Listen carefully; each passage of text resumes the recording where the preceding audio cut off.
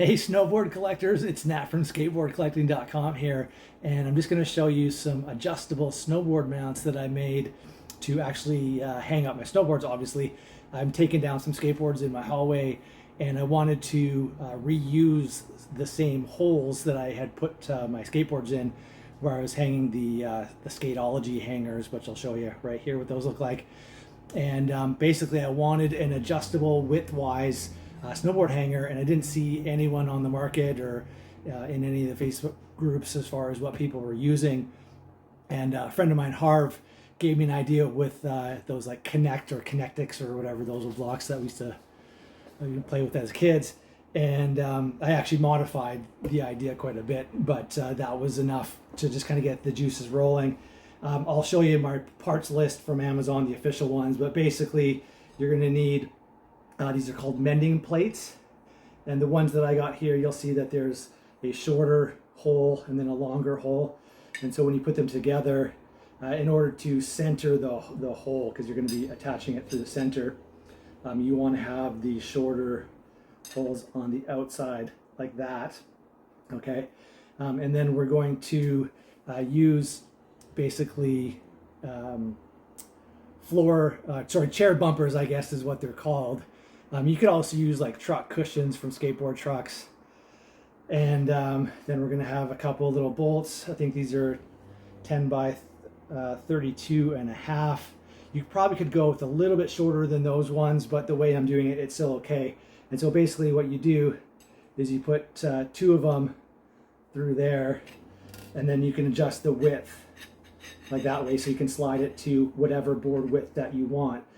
And this is one of the reasons why I wanted to do it this way, so I could change the boards up or modify instead of, if you drill like, one of these, or I guess two of these into the walls, then, that's the way it is, right? There's no adjustment there. We're doing it this way.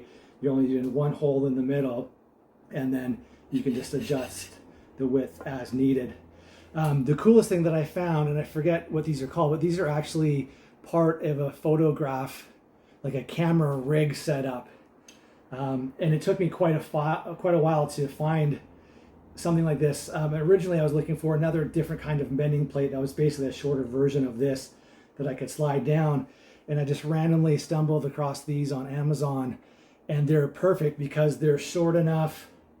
Well, I'll show you when they get on, but they lock the board in place so they can't pop out, and they're just super stealthy, and they're just long enough, like that tip is long enough to lock the board in, and plus it's just super thin that way, so it's not big and bulky, looks really clean. And so basically what you want to do, again, put two of those bolts in, and then do those up, obviously. And as far as the width goes, you kind of just need to do a couple like, dry fit attempts, holding your board in place and just sizing up, the right width. So far I've actually done it pretty easily without too much mucking around. And then you're going to take those bolts, and of course the way there's actually like a bit of, it's longer on one side than the other, and so you want to put the longer or wider side, or whatever you want to call it, to the outside facing you. And what I've noticed best is just to put those as far to the outside as possible so they can't slide out.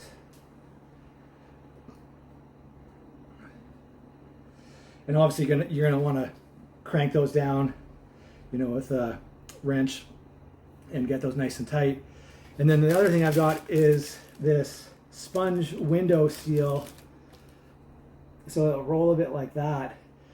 And basically all I've done is I'll cut a strip like that much and basically just place it over the bolts. And that kind of does a couple things. One is obviously it's protecting your wall from the bolts going in, but then also because it's, I think, 1/2 inch thick, 3/8 by 11 1/4 by 10. So it's pretty thick, as you can see. And so when you put it on there, it's got some cushion. So as you put the screw in the center and then tack that into, of course you're going to use like a drywall anchor, right? And it kind of just suctions up against the wall and you're good to go. It's pretty simple, really. So here's some of the ones I've already done. I mean, it's pretty simple and it looks pretty good, I think. And so basically you just, you know, turn it down to open them and lock them in place.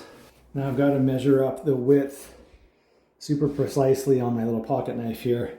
And the thing is, because of course the older boards are basically straight sidewall, like they don't have a side cut, you know, like a more modern board like those ones are. And so like those ones are easier to slide into place and kind of keep snug than this one. And so with this one, of course, that doesn't have a side cut, I'm gonna need to actually measure the, like how far I have it off the ground and put a L bracket to keep it from sliding down the wall so it stays in place. So basically just what I need to do now is just figure out the exact width and kind of, you know, snug it into place, hold it up here with the board in it and just kind of, you know, move it up and down to see that, you know, that's roughly where I want it to be, and then tighten those bolts so it won't slide around width-wise. And then, of course, once I've got the sticky backing, the foam tape on there, screw it in, slide the board in, turn the little bolts at the end and lock it into place.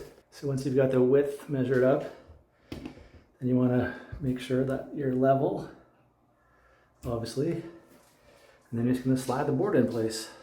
So there you have it.